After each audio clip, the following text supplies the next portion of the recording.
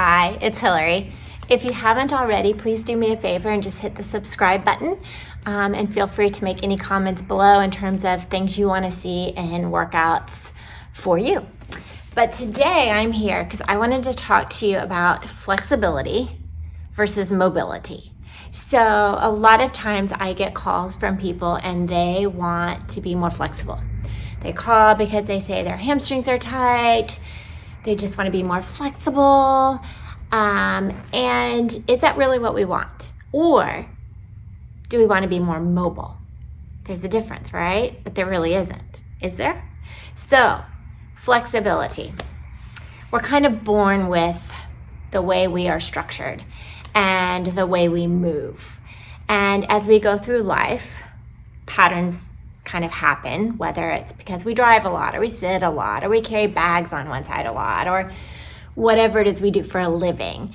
And so our body kind of adapts to that and finds these kind of patterns that go, and then we kind of maybe have issues with pain or, not being able to move in a certain way.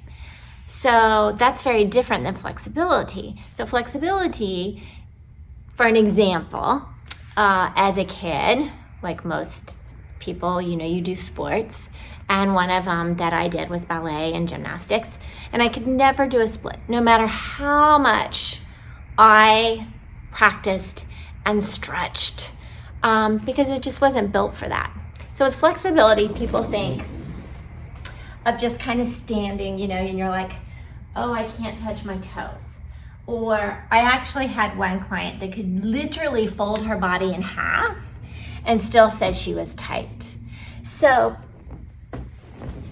I guess my question is, how important is it that you bend over and touch your toes? Or is it more important that you can bend over and pick something up? So that mobility, right?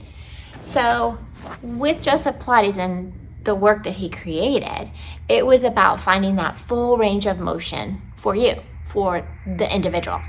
Not that you had to be able to do what this person did, that you were able to go outside in the real world and do what you needed to do. Bend over and pick up your children, bend over and reach for something and pull it back without throwing your back out, right?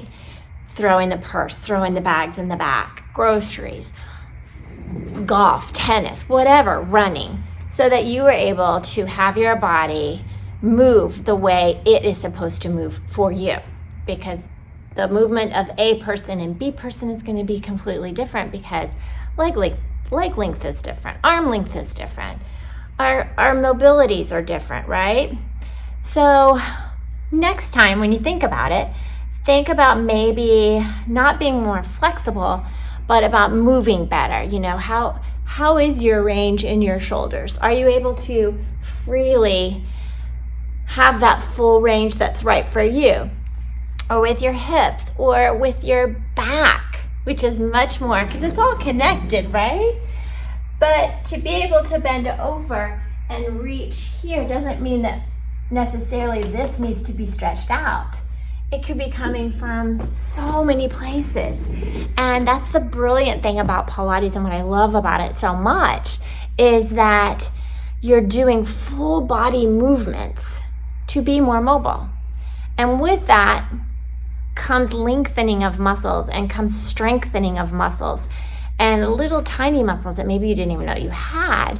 So try it. Think about it that way when you're moving, when you're working out. Check out one of my classes. I've got little ones and long ones. But maybe think a little differently about, instead of I want to be more flexible, is I want to be more mobile. I want to be able to move without pain. I want to be able to move freely. I want to move to the best of my body's ability. And that's really what's going to keep us going way up, like Mr. Pilates in the 80s, and moving and doing things that are just, wow, I'm still doing that? Yeah, you are. Anyway, enjoy, and if you haven't hit the subscribe, go hit the subscribe.